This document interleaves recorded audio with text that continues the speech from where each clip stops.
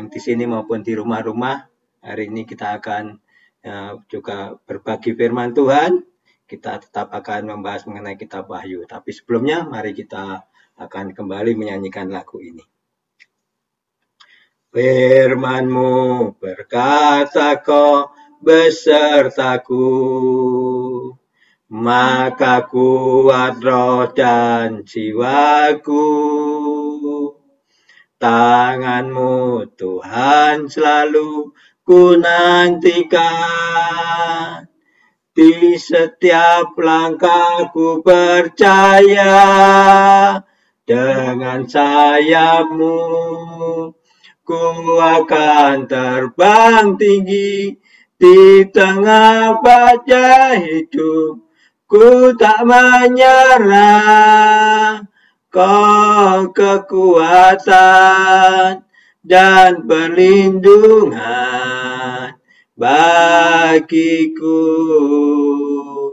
Pertolongan-Mu di tempat maha tinggi, ku mengangkat tanganku, aku berserah.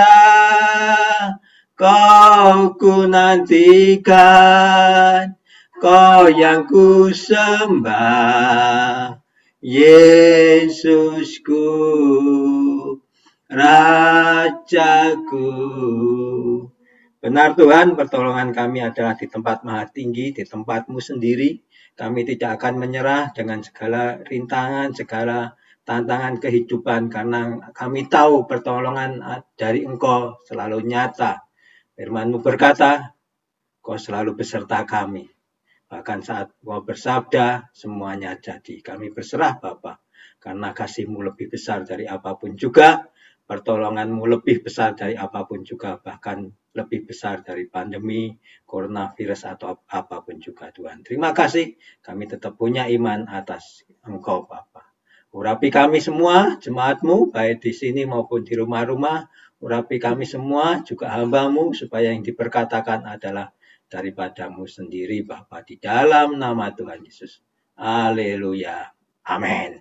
Salam saudara. Hari ini kita tetap akan membahas mengenai kitab Wahyu. Dan hari ini kita akan belajar dari Wahyu pasal 8 dan pasal 9. Saudara, persiapkan Wahyu pasal 8 dan pasal 9, saudara.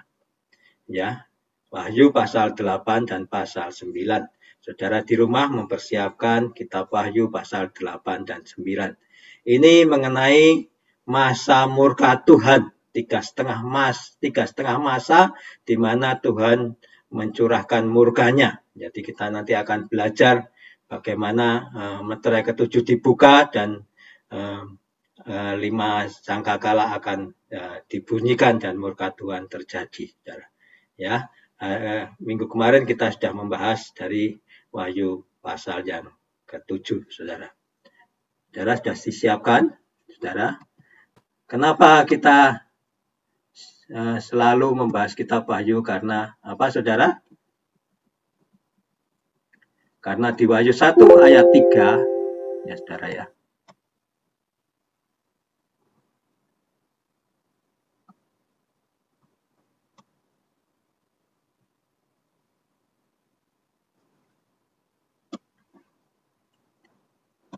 Saudara, hari ini temanya adalah masa murka Tuhan di akhir zaman dari kitab Wahyu pasal 8 dan 9. Saudara, tadi saya sampaikan dari Wahyu 1 ayat 3, dikatakan berbahagialah ia yang membacakan.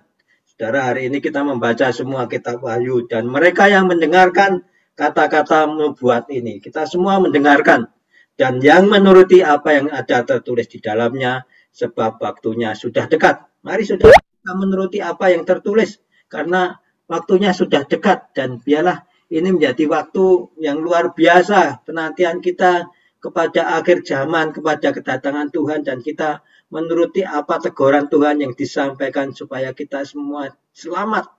Dan pada saat Tuhan datang di awan-awan, kita semuanya ada dan bersama melihat kemuliaan dinyatakan, saudara ya. Saudara, saya mengulangi kembali kerangka kitab Wahyu yang kita pelajari. Yang pertama, kita belajar bahwa Tuhan menegur untuk memulihkan 7 jemaat dengan karakter yang berbeda-beda. Ini mewakili 7 jemaat yang pernah ada di dunia ini, saudara.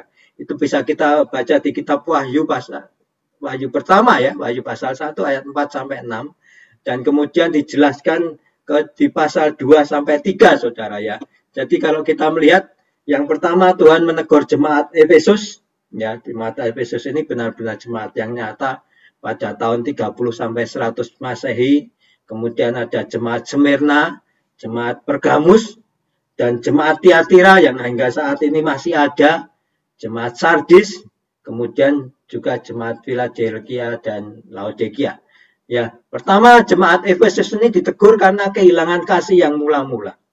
Artinya semangat untuk melayani, berkobar-kobar dalam Roh Kudus, makin hari makin sirna, saudara ya. Walaupun masih ada orang yang tetap bertahan, dan Tuhan ingin supaya semuanya menang, supaya tetap mempunyai semangat melayani Tuhan, semangat memuji menyembah Tuhan dengan dengan cara hidup yang menyala-nyala di dalam Roh Tuhan, saudara ya.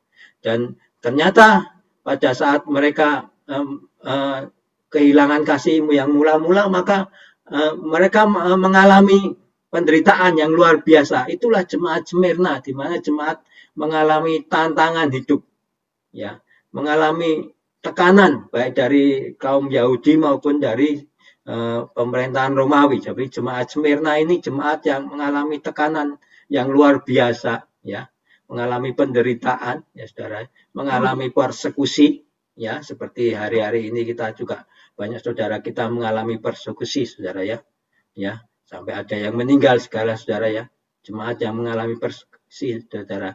Ini benar-benar jemaat yang ada sampai tahun 316. Tapi bukan berarti hari ini tidak ada jemaat yang seperti ini. Hari-hari ini kita mendengar ada jemaat-jemaat yang di pelosok juga mengalami persekusi. Bahkan yang di kota juga tidak boleh ibadah, saudara. Sama, saudara. Jadi, tapi Tuhan pesannya adalah walaupun kamu mengalami tekanan hidup, tetaplah bertahan. Ya, saudara, tetap bertahan. Tetap memuji menyembah Tuhan, tetap berjaga kekudusan, jangan ikut-ikutan mereka yang menekan saudara. Ya, saudara, pada saat jemaat Smyrna mengalami persekusi ini, maka timbul jemaat yang sikapnya adalah menyenangkan hati orang, termasuk menyenangkan kerajaan Romawi pada saat itu. Itulah jemaat Pergamus yang disebut Tuhan sebagai sebenarnya hanya untuk memuaskan diri sendiri, memuaskan kebutuhan hidup. Inilah jemaat Pergamus, ya saudara ya, yang melayani karena uang. Mungkin kalau di saat ini, sekarang ini disebut melayani karena ingin mendapatkan PK atau ingin mendapatkan pujian manusia, ya, atau supaya orang lain mengatakan kita hebat karena kita melayani. Inilah jemaat Pergamus. Tetapi saudara, di jemaat Pergamus yang seperti itu, yang melayani untuk perut mereka, yang melayani supaya dipuji-puji atau karena uang, ternyata ada orang yang tetap bertahan di dalam imannya, tetap hidup kudus, ya saudara ya. Sehingga Tuhan berkenan kepada mereka, menyelamatkan mereka yang tetap bertahan untuk melayani Tuhan dengan baik-baiknya. Jemaat inilah sebenarnya jemaat yang juga mendapat sokongan dari Kaisar yang waktu itu kemudian bertobat, Kaisar Romawi, ya saudara, sehingga mereka mendapatkan kelegaan dari siksaan. Namun demikian saudara, ini adalah dari komunitas yang agamanya kemudian diadopsi menjadi agama negara. Saudara, ini ingat benar, ini jemaat Pergamus ini menjadi agama negara, saudara ya, karena mendapat dukungan dari negara. Dan akhirnya apa, saudara? Ternyata ada juga perpecahan dengan negara sehingga timbul jemaat Tiatira. Ya, Tiatira ini disebutkan sebagai bau penderitaan. Ya, saudara ya. Ya, Tiatira ini adalah negara agama, saudara, yang mengizinkan Isabel untuk mengajar. Ya, fokusnya tidak lagi kepada saudara, kepada penyembahan kepada Tuhan Yesus, tetapi dia menyembah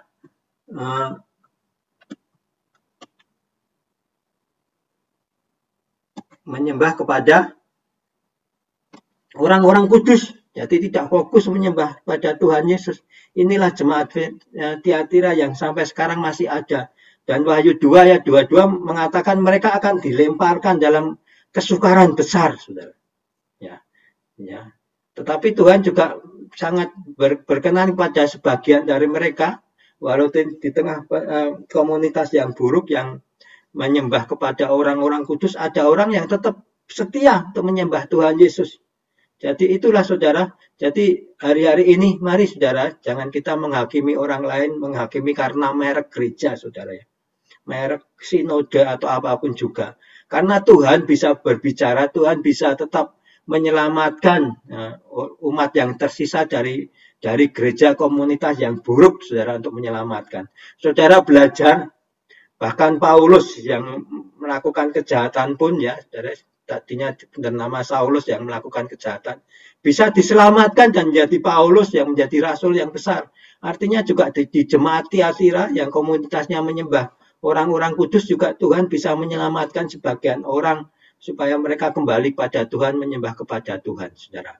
Amin, saudara. Jadi saudara, apapun gereja saudara, apapun merek gereja saudara, apapun merek sinode saudara, yang penting adalah benar-benar fokus pada Tuhan Yesus. Bukan fokus pada hamba Tuhan, bukan fokus pada orang-orang kudusnya, saudara ya. Tapi fokus untuk memuji menyembah Tuhan. Itulah pesan Tuhan yang benar-benar disampaikan kalau saudara ada di komunitas seperti itu. Saudara, ketika ada negara agama semacam ini, maka ada kegerakan reformasi yang besar, yang itu telah terjadi, saudara ya. Untuk apa? Untuk kembali kepada firman-Nya. Ya, kepada iman kepada Tuhan, ya, kembali kepada roh Tuhan untuk menyembah dengan benar. Makanya ada kegerakan besar pada saat itu, pada saat reformasi yang disebutkan sebagai apa? Kembali kepada firman Tuhan, ya, kembali kepada iman yang benar, sola fide, sola scriptura, saudara ya, ya. Jadi kembali kepada iman dan kepada kebenaran kitab suci. Itulah saudara masa-masa reformasi sehingga terbentuklah apa yang disebut sebagai gereja yang Sardis. Gereja Sardis, gereja yang memuji Prince of Joy, memuji pada Tuhan ya, dalam sukacita yang besar karena ada kelepasan. Jadi ini gereja yang mengalami pemulihan doktrin atau pembenaran. Sola scriptura, sola fide, sola gracia, yang kembali kepada kasih karunia Tuhan. Nah, hingga saat ini gereja-gereja ini masih ada, saudara ya. Tapi juga ini ditegur Tuhan, ya saudara ya. Karena ada yang tidak kuat, saudara. Ada yang sembrono hidupnya, ya saudara ya. Ada yang sembrono hidupnya, sesuka hati hidupnya, saudara. Sehingga juga walaupun dia dilepaskan dari negara agama, tetap saja kemudian dia fokusnya hanya beribadah sehingga menjadi suam-suam kuku, saudara ya.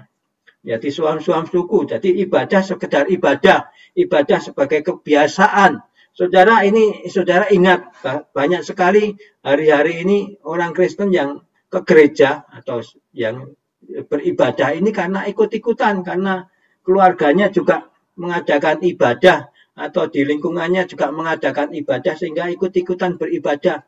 Bukan kembali kepada kasih mula-mula, yaitu ibadah itu adalah untuk belajar kitab suci, untuk bersyukur atas kasih karunia Tuhan Yesus yang telah menyelamatkan kita dan tidak mempunyai iman yang benar. Mari saudara, kalau saudara ada di lingkungan gereja seperti itu yang ibadah hanya menjadi kebiasaan, ibadah hanya kegiatan rutin tiap minggu atau tiap apa, kalau sekarang ini mungkin melalui online, saudara harus kembali pada iman yang benar. Ya, iman yang benar adalah kita benar-benar memahami kasih Allah, yaitu kasih karunia-Nya hingga rela menderita di kayu salib untuk menyelamatkan kita. Kasih itu saudara, kalau saudara hidup dalam kasih itu, maka di dalam kehidupan saudara juga akan keluar kasih. Saling mengasihi, saudara akan mengasihi orang lain supaya orang lain juga bertobat kembali pada Tuhan.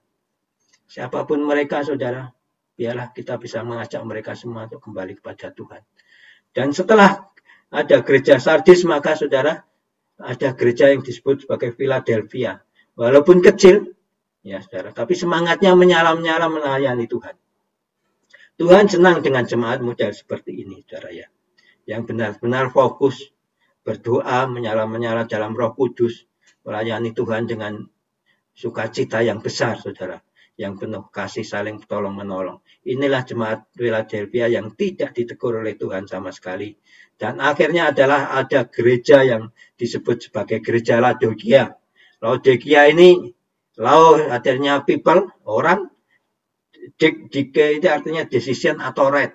Orang yang mencampurkan agama, menyampurkan iman kita kepada Tuhan dengan filsafat, dengan nilai-nilai demokrasi, humanisme, hak asasi, hingga akhirnya ini menjadi gereja yang berwarna-warni, hanya menyukakan diri sendiri, saudara.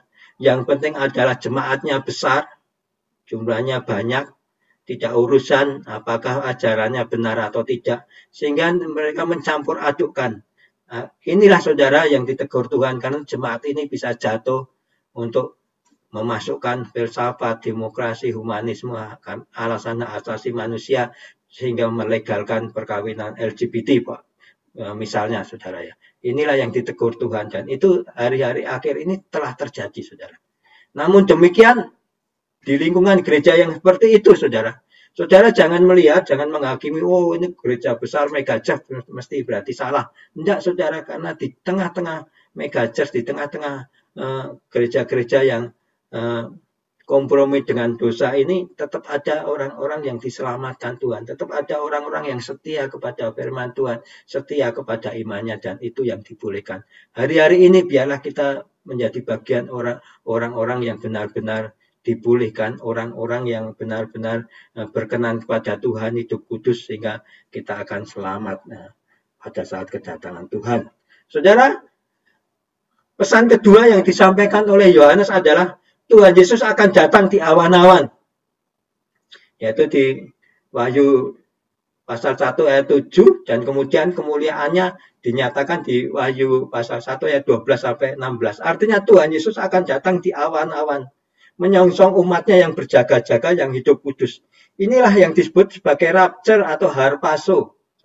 Rapture atau bahasa Yunaninya harpazo, di mana Tuhan Yesus akan menjemput kita semua umat yang berkenan kepadanya di awan-awan untuk dibawa ke tempatnya Dia, ya, di tahta Allah, saudara ya.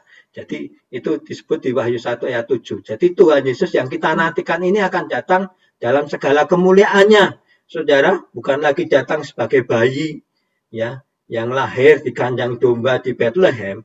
Tapi Yesus yang kita song-song sekarang ini akan datang sebagai Tuhan Yesus dalam segala kemuliaannya. Sehingga semua orang akan melihatnya. Semua orang akan melihatnya, bahkan mereka yang pernah menikam, ya, pernah mengejek Tuhan Yesus, menghina Tuhan Yesus, menghina umat percaya, juga akan melihat kedatangan Tuhan Yesus. Dan mereka akan menangisi dosa-dosa mereka. Mari saudara, kalau saudara pernah menista Tuhan Yesus, kalau saudara tidak percaya Tuhan Yesus, hari-hari ini pesan Tuhan kuat sekali bahwa saudara harus kembali, supaya ketika Tuhan Yesus datang, saudara bukan bagian yang terkaget-kaget dan meratapi karena saudara masih hidup dalam dosa, belum bertobat. Saudara, kalau itu adalah saudara, mari saudara ikuti doa saya.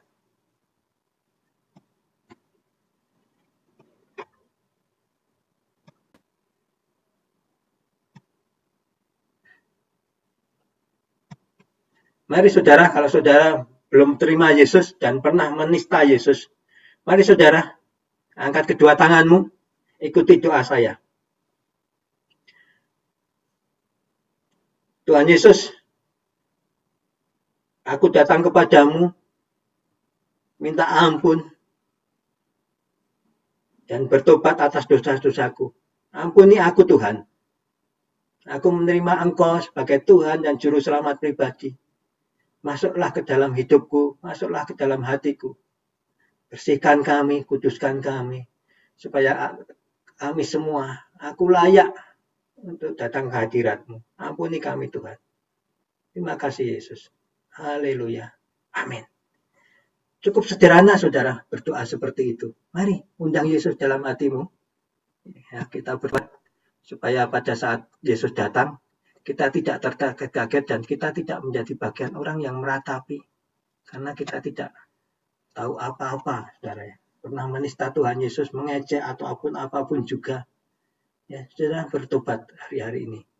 Saudara, dan yang ketiga, saudara, pesan Tuhan adalah mereka yang diangkat bersama-sama dengan Tuhan Yesus akan ada bersama-sama dengan 24 tua-tua dan segala makhluk di hadapan tahta Allah yang Maha Kudus untuk memuji menyembah Tuhan siang dan malam. Saudara bisa mempelajarinya di Wahyu pasal 4. Artinya bahwa kita semua nanti di surga ini tugasnya memuji menyembah Tuhan siang dan malam, saudara ya. Ya. Besar dan ajaiblah karyamu, agung dan benarlah jalanmu, Raja segala raja yang maha kuasa, mulia namamu, layaklah segala bangsa sujud kepadamu. Bapkola Allah yang kudus, layak disembah. Saudara, kita belajar nanti di hadapan tahta Allah di surga itu kita memuji menyembah Tuhan siang dan malam. Kalau hari-hari ini kita beribadah di dunia, berdoa memuji menyembah Tuhan, artinya kita mempersiapkan diri kita supaya pada saat kita dipanggil Tuhan, ya mungkin sebelum Tuhan Yesus datang atau pada saat Tuhan Yesus datang kita diangkat bersama-sama. Tugas kita di surga itu memuji menyembah Tuhan. Jadi surga bagi kekristenan jelas bukan untuk mengumbar hawa nafsu, ya itu adalah neraka, saudara ya. Ya, hilangkan kepercayaan itu dari saudara. Ya, di surga adalah memuji menyembah Tuhan siang dan malam. Itu jelas. Kalau saudara mempunyai pemikiran yang salah, hari ini bertobat. Ya, berdoa mengundang Yesus dalam hati saudara, menerima Yesus, minta ampun supaya saudara dilayakkan. Amin, saudara. Amin. Buang segala pikiran, buang segala paradigma yang salah tentang surga. Karena di surga tidak ada kawin mengawinkan, tugas kita adalah memuji menyembah Tuhan siang dan malam. Amin, saudara. Kalau saudara itu, saudara bertobat saat ini juga. Undang Yesus dalam hati saudara, minta ampun. Biar Yesus memutuskan saudara. Ya, saudara. Saya lanjut, saudara ya. Saudara, setelah kedatangan Tuhan, ya di awan-awan dengan segala kemuliaannya, maka Tuhan akan membuka masa akhir zaman. Hanya Tuhan Yesus, domba Allah yang layak untuk membuka materai kitab kehidupan, membuka masa akhir zaman. Masa akhir zaman ini akan dimulai dengan 3,5 masa kesukaran. Yang saudara bulan-bulan lalu, minggu lalu sudah dipelajari dari Wahyu pasal ke-6. Kemudian 3,5 masa yang nanti kita akan pelajari dari Wahyu pasal 8 dan 9, saudara. Tetapi di akhir 3,5 masa ini Tuhan juga akan datang kembali di awan-awan, disertai dengan gempa bumi, gerhana bulan, matahari, ya, matahari mengalami gerhana hitam, bulan mengalami bulan merah atau blood moon, gunung meletus, bencana alam, pulau bergerak, saudara, semuanya akan terjadi sebelum kedatangan Tuhan kembali di awan. Untuk apa, saudara? Ya, untuk menyelamatkan 144.000 orang Israel dan buah susulan kembali. Mereka yang bertobat ketika mengalami masa kesukaran itu. Di Wahyu pasal 6 kita belajar bahwa masa kesukaran itu akan dimulai dengan adanya kuda putih atau Mesias palsu. Nabi-nabi palsu, antikris palsu, saudara akan datang. Ya, saudara, dengan kuda putih seakan-akan itu seperti Yesus tetapi membawa anak panah. Itu melambangkan anak panah bangsa Partia, pasukan Partia, Mesias palsu. Kemudian ada kuda merah padam yang akan membawa teror dan perang, saudara. Hari-hari ini kita belajar ada teror di mana-mana, termasuk di Timur Tengah, di Syria, di Irak, saudara, yang menjalar kemana-mana, bahkan menjalar sampai Indonesia, saudara, dengan teror di mana-mana, bom di mana-mana, perang, saudara. Saudara, kalau sekarang ini saudara hidup di tengah-tengah di mana ada perpecahan yang luar biasa, Satu kelompok melawan kelompok yang lain. Artinya saudara mengalami bahwa ini adalah masa-masa ada teror dan perpecahan besar, perselisihan. Tidak hanya di Indonesia, bahkan di luar negeri, di negara besar juga terjadi perselisihan seperti itu, pertengkaran antar kelompok, saudara. Dan kemudian yang terjadi kemudian adalah adanya kelaparan. Saudara, nah, perang saudara kelaparan karena tidak ada petani yang bekerja, saudara. Ya, kelaparan. Dan kemudian ini pada 3,5 tahun, saudara, masa kesukaran ini ada yang disebut sebagai kuda hijau kuning, yang artinya adalah maut dan kerajaan maut mengikutinya. Dia diberi izin untuk membuat kematian, penyakit, sampar, kelaparan, dan perang. Jadi artinya masa kesukaran dari adanya Mesias palsu, teror, kelaparan, semuanya jadi satu pada 3,5 masa. Saudara, sebelum kedatangan Tuhan kembali di awan-awan untuk menjemput umat pilihannya, ya, dan umat-umat Tuhan yang lain. Inilah saudara, makanya kalau saudara tahu, oh ini tanda-tandanya masa kesukaran, 3,5 masa kesukaran, mari saudara bertobat kembali kepada Tuhan. Tapi saran saya saudara, lebih baik saudara sekarang bertobat dan diangkat menjadi buah sulung pertama pada saat kedatangan Tuhan sebelum masa-masa sukaran seperti semacam ini, saudara ya. Tapi kalau saudara harus mengalami ini, saudara bertobat supaya pada saat akhir 3,5 masa, saudara juga layak untuk dijemput oleh Tuhan di awan-awan kembali. Ya, kira-kira gambaran seperti ini, saudara. Yang pertama adalah terjadi harpazo rapturo, yaitu kedatangan Tuhan Yesus yang pertama untuk menjemput buah sulung gereja yang pertama. Kemudian mengalami masa kesengsaraan, masa kesukaran, saudara ya.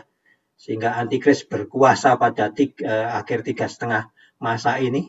Dan pada saat itu Tuhan juga menjemput buah sulung umat pilihannya, umat Israel bersama buah sulung susulan, saudara. Dari bangsa-bangsa yang bertobat pada 3,5 masa, akhir 3,5 masa. Kemudian akan terjadi sengsara besar yang hari ini kita akan belajar dari Wahyu pasal 8 dan pasal 9, saudara ya. Ya, tadi saya sampaikan pada akhir 3,5 masa sukar ini, Tuhan Yesus akan menyelamatkan 144.000 umat pilihannya. Ini sebagai rapturo atau harpazo yang kedua. Dan kemudian diikuti dengan keselamatan bangsa-bangsa, artinya pada rapturo harpazo kedua ini Tuhan tidak hanya menyelamatkan umat pilihannya yang 144.000 itu, tetapi menyelamatkan bangsa-bangsa berlaksa-laksa dari berbagai suku, bangsa, bahasa. Artinya kita semua, saudara, mempunyai hak yang sama untuk selamat. Tapi saudara, sayang saya jangan sampai kita mengalami masa sukar ini, tapi biarlah kita diselamatkan pada saat harpazo atau rapturo atau pengangkatan yang pertama, saudara ya. Amin, saudara. Katakan itu saudara yang diselamatkan pada rapture harpazo yang pertama. Amin. Taruh tangan di dada, kita berdoa. Bapa, kami terima firman hari ini. Biarlah Tuhan kami Engkau kuduskan, hidup kudus berkenan, sehingga pada saat Engkau datang menjemput kami di awan-awan, kami juga bersekutu dengan Engkau. Kami berkenan, hidup kudus berkenan, sehingga diangkat bersama-sama pada saat kedatangan-Mu menjemput kami di awan-awan. Terima kasih Tuhan. Amin. Saudara, nah pada Wahyu pasal 8, kita akan belajar, saudara ya.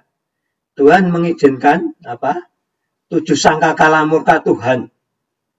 Ya, kita akan belajar dari kitab Wahyu. Ayat 1 berkata, dan ketika anak domba itu membuka meterai yang ke-7. Jadi di Wahyu pasal 7 itu berbicara mengenai meterai yang ke-6, saudara ya, yang dibuka untuk kemudian Tuhan ingin ditunggu supaya Tuhan menyelamatkan umat pilihannya 144.000 dan bangsa-bangsa yang lain. Maka di pasal 8, meterai ke-7 itu dibuka dan terjadilah murka Tuhan, ya saudara ya. Dan ketika anak domba itu membuka meterai yang ke-7, maka sunyi senyaplah di surga, kira-kira setengah jam lamanya. Lalu aku melihat ke-7 malaikat yang berdiri di hadapan Allah, dan kepada mereka diberi 7 sangkakala. Ada masa berhenti di surga. Jadi ada perubahan masa yang luar biasa, ada perubahan situasi di mana murka Tuhan akan diturunkan untuk apa, saudara? untuk menghancurkan bumi, ya, dan sekaligus menghancurkan kuasa antikris, saudara ya. Ya. Ayat 3, maka datanglah seorang malaikat lain dan ia berdiri dekat mezbah dengan sebuah pendupaan emas. Dan kepadanya diberikan banyak kemenyan untuk dipersembahkannya bersama-sama dengan doa semua orang kudus di atas mezbah emas di hadapan tahta Tuhan. Ya saudara, sebelum sangkakala dibunyikan, malaikat akan membakar dupa beserta doa-doa orang kudus. Ya saudara, doa syafaat kita ini diperhatikan oleh Tuhan. Ayat 4 disebut, maka naiklah asap kemenyan bersama-sama dengan doa orang-orang kudus itu dari tangan malaikat itu ke hadapan Allah. Lalu malaikat itu mengambil pedupaan itu, mengisinya dengan api dari mezbah, dan melemparkan ke bumi. Maka meledaklah bunyi guruh disertai halilintar dan gempa bumi. Artinya saudara, doa syafaat kita, doa syafaat orang percaya sangat diperhatikan Tuhan. Itu penting dilakukan karena apa? Itu dikumpulkan oleh Tuhan untuk membinasakan kejahatan dan menegakkan keadilan, menegakkan kebenaran, saudara. Itu di pada awal sebelum murka Tuhan terjadi, saudara. Doa syafaat kita ini penting, saudara. Jadi tidak ada sia-sia doa-doa kita. Amin, saudara. Baru setelah itu dimulai dengan 4 murka Tuhan. Dari ayat 6 sampai 13. Yang pertama adalah sepertiga tumbuhan akan binasa karena es dan api. Itu sangkakala pertama. Kemudian sepertiga air laut dan makhluk air mati disertai tsunami. Ya, meteor jatuh ke laut dan sepertiga laut, makhluk laut akan mati dan terjadi tsunami, saudara. Ya. Yang ketiga adalah ada bintang Apsinus yang berarti adalah kepahitan yang akan mencemari laut dan sungai. Semua air akan tercemar, ya saudara. Di sepertiga laut dan sungai tercemar. Saudara belajar kenapa hanya sepertiga? Karena murka Tuhan tidak seluruhnya menimpa bumi supaya orang bertobat.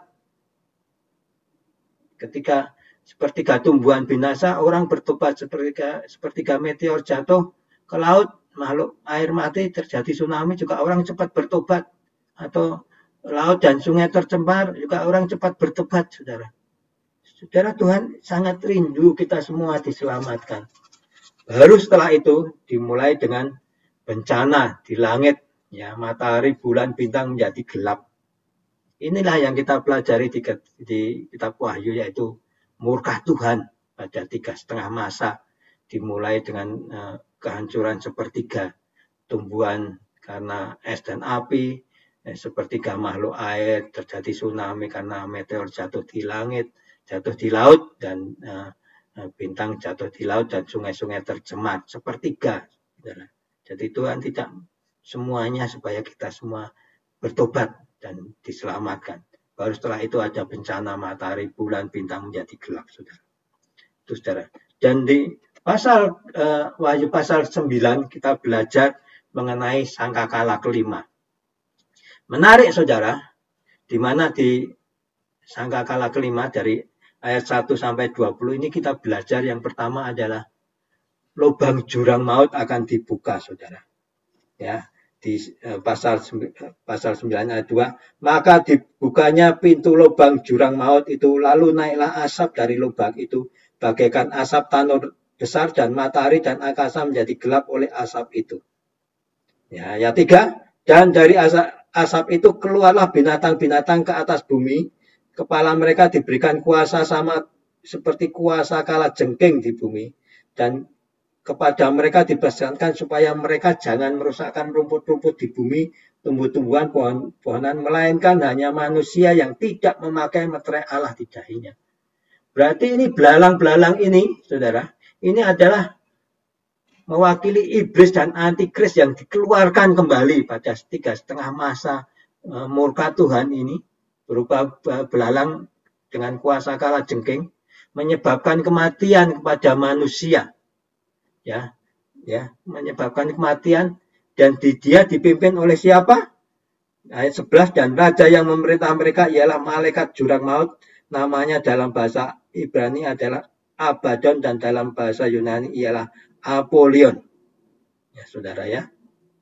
Nah, menarik di ayat 9 disebut, dan dada mereka sama seperti baju sirah, dan bunyi sayap mereka bagaikan bunyi kereta-kereta yang ditarik banyak kuda yang sedang lari di peperangan.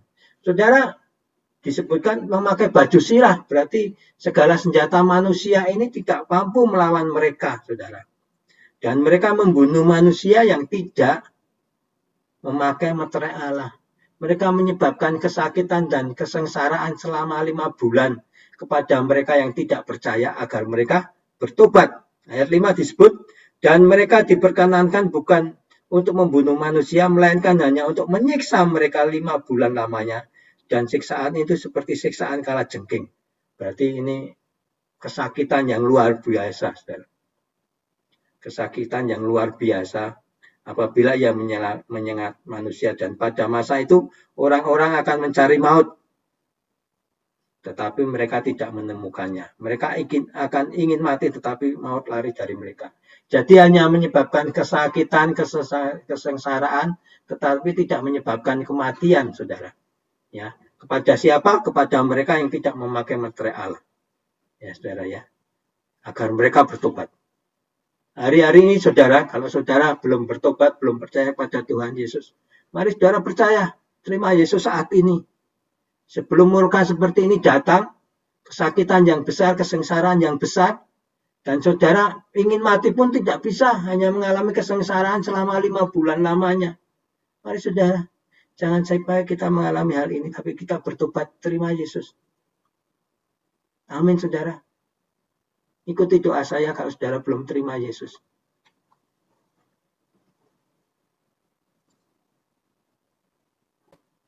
Mari saudara, ikuti doa saya kalau saudara belum terima Yesus.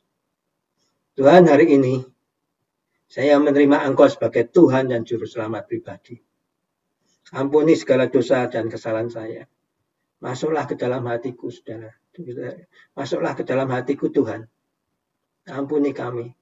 Kuduskan dan pimpin langkah kami, supaya kami tidak mengalami kesengsaraan besar, tapi kami bisa melihat ketika Engkau menjemput kami di awan-awan. Terima kasih Yesus. Haleluya. Amin. Saudara, mari saudara, kita belajar hal yang luar biasa hari ini.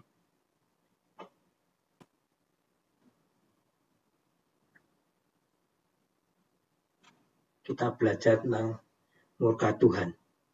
Jadi saudara,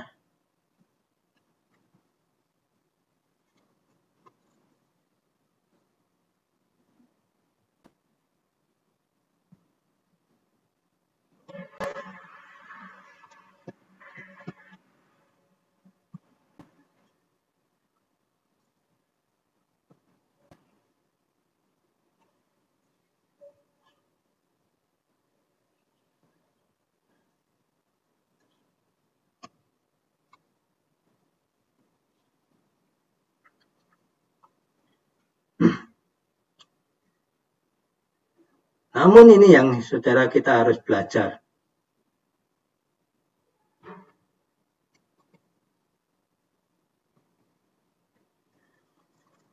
Ternyata saudara, walaupun 4 malaikat jahat itu dilepaskan dan membunuh sepertiga bumi, ya kalau kita baca di ayat 13 sampai 21, saudara. Ya, di mana pasukan besar roh-roh jahat dilepaskan, membunuh sepertiga umat manusia dengan api, asap, belerang, ya seperti hukuman Sodom. Jadi setelah sangkakala ke-6 ini ada api, asap, belerang yang dilepaskan untuk membunuh manusia. Saudara ingat ini seperti hukuman Sodom, di mana ketika orang berlaku seperti Sodom, saudara, dengan kekerasan, pembunuhan, percabulan, maka akan dihancurkan dengan api, asap, dan belerang. Itu di Wahyu 9 ayat 13 sampai 21. Ya. 4 malaikat dilepaskan membunuh sepertiga bumi belum cukup, tetapi juga akan ada murka Tuhan pada akhir 3,5 masa ini, di mana ada api, asap, belerang. Tetapi, saudara, ternyata manusia tidak bertobat. Apa tanda-tandanya? Di sini ditulis di ayat 20 dan 21. Ya. Tetapi manusia lain yang tidak mati oleh malapetaka itu tidak juga bertobat dari perbuatan tangan mereka. Mereka tidak berhenti menyembah roh-roh jahat dan berhala-berhala dari emas dan perak, dari tembaga, batu, kayu yang tidak dapat melihat dan mendengar atau berjalan. Dan mereka tidak bertobat daripada pembunuhan, sihir, percabulan, dan pencurian. Di akhir masa ini, ada manusia yang tidak bertobat, saudara. Jangan sampai itu, saudara. Tanda-tandanya adalah banyak mereka yang masih menyembah roh, melakukan spiritisme, ya, menyembah roh-roh jahat, ya. Acara-acara di TV juga spiritisme, saudara, menyembah roh jahat, okultisme, dan sihir. Ini tanda-tandanya orang yang tidak bertobat. Ada kekerasan dan pembunuhan, ada ilmu gaib, obat bius. Ini dipakai untuk mengalami trans sehingga memuaskan diri sendiri. Guna-guna, percabulan, saudara. Nafsu seks, pornografi, dan disebutkan di sini pencurian, kejahatan, dan pelanggaran hukum tetap terjadi. Jadi di tengah murka Tuhan yang dahsyat masih saja manusia, ada beberapa manusia yang memang benar-benar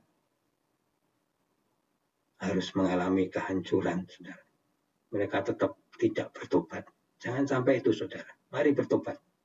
Jangan sampai saudara mempunyai paradigma ketika saudara melihat kejahatan, pencurian, pelanggaran hukum, melakukan kekerasan pada komunitas yang lain, kekerasan, kehilangan kasih, saudara malah bangga. Atau saudara menyembah roh, memakai jimat-jimat, okultisme, sihir, spiritisme, saudara malah bangga. Atau dengan guna-guna, dengan obat bius, dengan ilmu gaib, saudara malah bangga. Mari saudara kembali pada Tuhan hari ini. Mari saudara kembali pada Tuhan. Jangan sampai saudara mengalami murka Tuhan yang dahsyat. Dan saudara tidak ditakdirkan untuk binasa menuju jurang maut. Tidak ditakdirkan saudara untuk masuk neraka. Saudara kembali pada Tuhan saat ini. Ini saudara gambarannya. Jadi setelah Tuhan Yesus datang di rapture Harpazo pertama, kemudian dia akan datang kembali pada 3,5 tahun masa kesukaran, di mana Antikris sudah menyatakan diri sebagai Allah dan diikuti dengan kesengsaraan besar, masa murka Tuhan. Kemudian ada buah susulan, orang-orang juga akan diselamatkan sebelum Tuhan menghancurkan bumi. Biarlah itu hari ini jadi berkat bagi kita semua. Dan langkah iman kita adalah bersyukur atas belas kasihan Tuhan yang menyelamatkan kita. Bersyukur karena teguran-teguran Tuhan dinyatakan supaya kita bertobat, sehingga ketika Tuhan Yesus datang di awan-awan kita juga bersekutu dengannya. Dan kita berjaga-jaga dengan hidup benar, hidup kudus, dan berkenan kepadanya. Dan terus memuji menyembah Tuhan. Terus memuji menyembah Tuhan sebagai persiapan kita ketika kita datang kepada Tuhan Yesus. Mari saudara, angkat kedua tanganmu, kita akan berdoa sebelum kita menerima tubuh dan darah Kristus. Langkah iman kita adalah bersyukur atas belas kasihan Tuhan, terima teguran Tuhan dan bertobat, berjaga-jaga dengan hidup benar, kudus, dan berkenan pada Tuhan. Dan terus memuji menyembah Tuhan. Kita akan menerima tubuh dan darah Kristus. Saudara persiapkan teh atau minuman yang lain, dan saudara persiapkan cracker.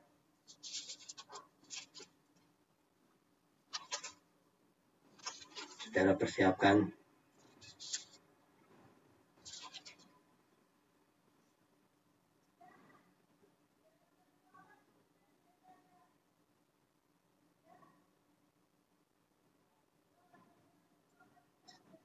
cracker atau makanan lain, roti tawar atau apapun juga. Saudara juga menyiapkan teh, sirup manis, atau minuman yang lain, saudara. Kita akan menerima tubuh dan darah Tuhan Yesus.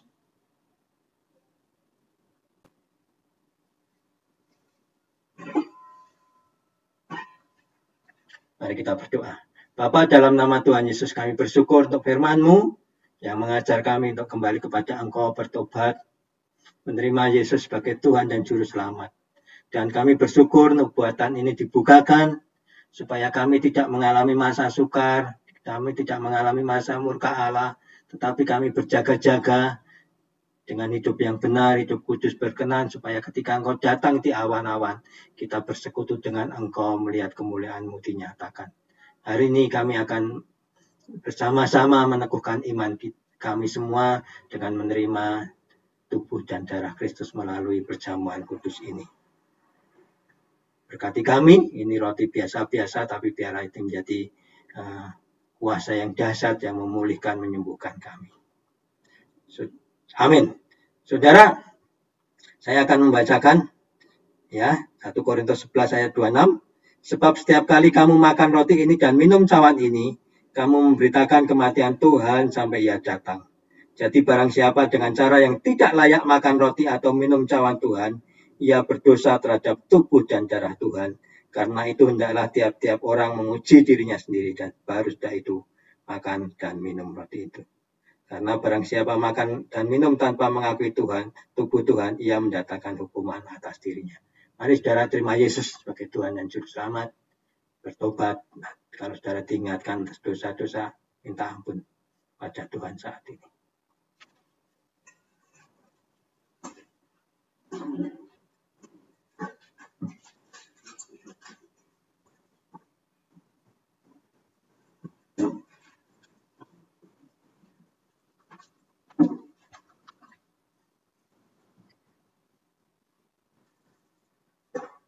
Kita angkat satu pujian.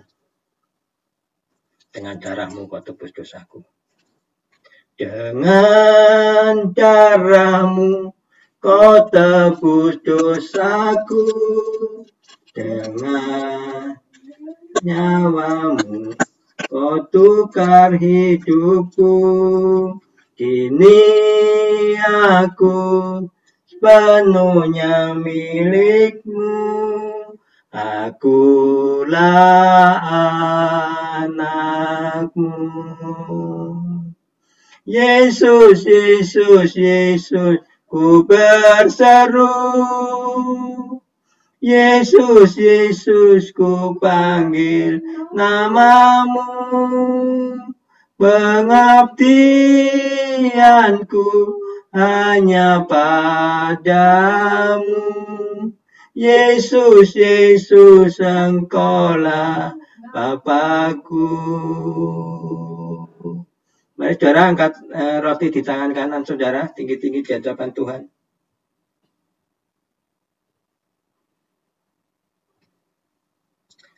Sebab apa yang telah kuteruskan kepadamu telah aku terima dari Tuhan, yaitu bahwa Tuhan Yesus pada malam waktu Ia diserahkan, Ia mengambil roti, dan setelah itu Ia mengucap syukur atasnya.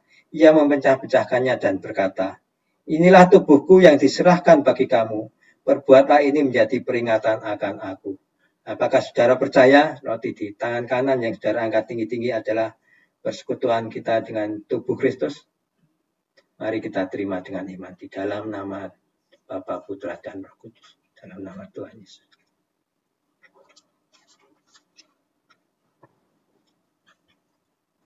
Oke, mari persiapkan anggur atau roti atau anggur atau teh atau minuman lain.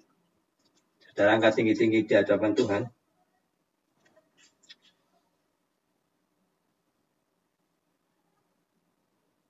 Demikian juga Ia mengambil cawan sudah makan lalu berkata, cawan ini adalah perjanjian baru yang dimeteraikan oleh darahku. Perbuatlah ini setiap kali kamu meminumnya menjadi peringatan akan aku. Apakah saudara percaya anggur di tangan kanan atau teh sirup di tangan kanan saudara yang saudara angkat tinggi-tinggi adalah persekutuan kita dengan darah Kristus? Amin. Mari kita terima dengan percaya dalam nama Tuhan Yesus Kristus.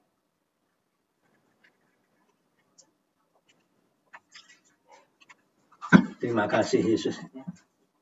Mari saudara ucapkan syukur saudara karena pengorbanannya di kayu salib. Sehingga kita ditebusnya oleh pencurahan darahnya.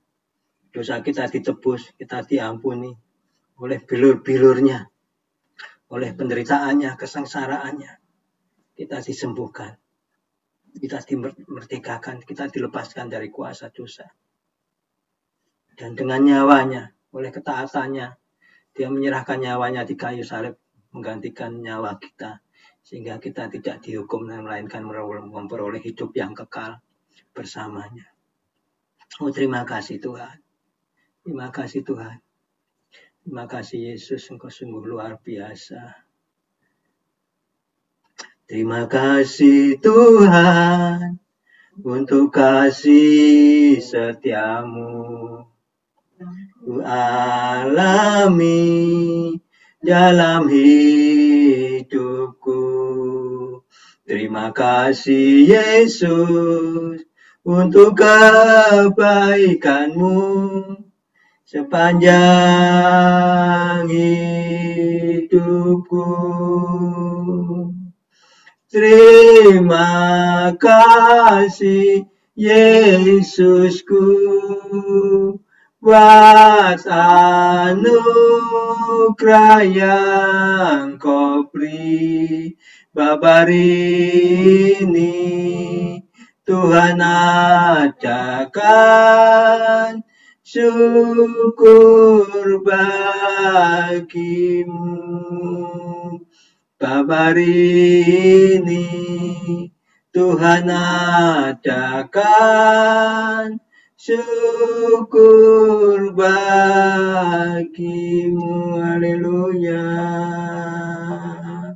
Sungguh besar pengorbananmu bagiku, terlalu dalam untuk dimengerti. Sungguh besar, sungguh indah yang Kau pikirkan tentangku. Tak terselami bagiku. Sungguh indah. Benar Bapa, sungguh besar pengorbanan bagi kami. Terlalu dalam untuk kami mengerti Bapa. Tapi Engkau lakukan untuk menyelamatkan kami. Kau selalu memikirkan kami, tidak pernah meninggalkan kami. Susah bagi kami untuk menyelami bagaimana Engkau memelihara kami. Tapi kami tahu kasih-Mu lebih besar dari apapun juga. Kasih-Mu lebih besar dari masa kesukaran apapun juga. Kami tetap kuat karena kami tahu pertolongan-Mu nyata. Kasih-Mu lebih besar, kuasa-Mu besar. Kami berdoa untuk bangsa ini, selamatkan bangsa ini. Anak-anak muda diselamatkan, Indonesia diselamatkan. Biarlah banyak jiwa diselamatkan, banyak jiwa terima Yesus. Banyak jiwa mengalami pemulihan demi pemulihan, yang sakit disembuhkan. Kau perkuat bangsa ini, pemerintahan bangsa ini Kau berkati. Tenaga medis semuanya yang bergerak untuk mencegah, mengatasi coronavirus juga Engkau berkati berlimpah-limpah. Terima kasih Tuhan. Puji hormat kemuliaan bagi-Mu. Mari saudara, angkat dua tanganmu tinggi-tinggi di hadapan Tuhan. Berkatalah Bapa yang berlimpah-limpah, kasih karunia dari Tuhan Yesus dan penyertaan dari Roh Kudus menyertai kita dari sekarang hingga segala abad, hingga segala zaman, hingga Tuhan Yesus datang kembali menjemput kita di awan-awan. Kita bersekutu dengannya dan melihat kemuliaan dinyatakan. Dalam nama Tuhan Yesus. Haleluya. Amin. Terima kasih Tuhan Yesus memberkati. Apa yang dimaksudkan dengan Pentakosta ketiga? Api Pentakosta menyala, api Pentakosta menyala, api, api, api, api, api, api Pentakosta ketiga. 1. Pentakosta ketiga adalah pencurahan Roh Kudus yang dahsyat di zaman now melebihi yang terjadi di Azusa Street. 2. Pentakosta ketiga akan mengakibatkan penuaian jiwa yang terbesar dan yang terakhir sebelum Tuhan Yesus datang kembali. ketiga, Pentakosta ketiga akan membangkitkan generasi Yeremia, yaitu anak-anak muda yang dipenuhi Roh Kudus, cinta mati-matian kepada Tuhan Yesus, tidak kompromi terhadap dosa, dan akan bergerak untuk memenangkan jiwa. 4. Pentakosta ketiga lahir di Indonesia dan bergerak ke bangsa-bangsa. Gerakan ini dari timur ke barat dan akan kembali ke Yerusalem. 5. Pentakosta ketiga akan memberikan kuasa untuk menyelesaikan amanat agung, dan setelah itu Tuhan Yesus datang kembali. Api Pentakosta menyala, api Pentakosta menyala, api, api, api, api, api, api Pentakosta ketiga, api Pentakosta ketiga. Mazmur 91 ayat 1-16 dalam lindungan Allah. Orang yang duduk dalam lindungan yang maha tinggi dan bermalam dalam naungan yang maha kuasa akan berkata kepada Tuhan, tempat perlindunganku dan kubu pertahananku, Allahku yang kupercayai. Sungguh, Dialah yang akan melepaskan engkau dari jerat penangkap burung, dari penyakit sampar yang busuk. Dengan kepaknya, Ia akan menudungi engkau. Di bawah sayapnya, engkau akan berlindung. Kesetiaannya ialah perisai dan pagar tembok. Engkau tak usah takut terhadap kedahsyatan malam, terhadap panah yang terbang di waktu siang, terhadap penyakit tampar yang berjalan di dalam gelap, terhadap penyakit menular yang mengamuk di waktu petang. Walau 1000 orang rebah di sisimu dan 10.000 di sebelah kananmu, tetapi itu tidak akan menimpamu. Engkau hanya menontonnya dengan matamu sendiri dan melihat pembalasan terhadap orang-orang fasik. Sebab Tuhan ialah tempat perlindunganmu, yang maha tinggi telah kau buat tempat perteduhanmu. Malapetaka tidak akan menimpa kamu, dan tulah tidak akan mendekat kepada kemahmu. Sebab malaikat-malaikatnya akan diperintahkannya kepadamu, untuk menjaga engkau di segala jalanmu. Mereka akan menatang engkau di atas tangannya, supaya kakimu jangan terantuk kepada batu. Singa dan ular tedung akan kau langkahi. Engkau akan menginjak anak singa dan ular naga. Sungguh, hatinya melekat kepadaku, maka aku akan meluputkannya. Aku akan membentenginya, sebab ia mengenal namaku. Bila ia berseru kepadaku, aku akan menjawab. Aku akan menyertai dia dalam kesesakan. Aku akan meluputkannya dan memuliakannya. Dengan panjang umur akan kukenyangkan dia, dan akan kuperlihatkan kepadanya keselamatan daripadaku.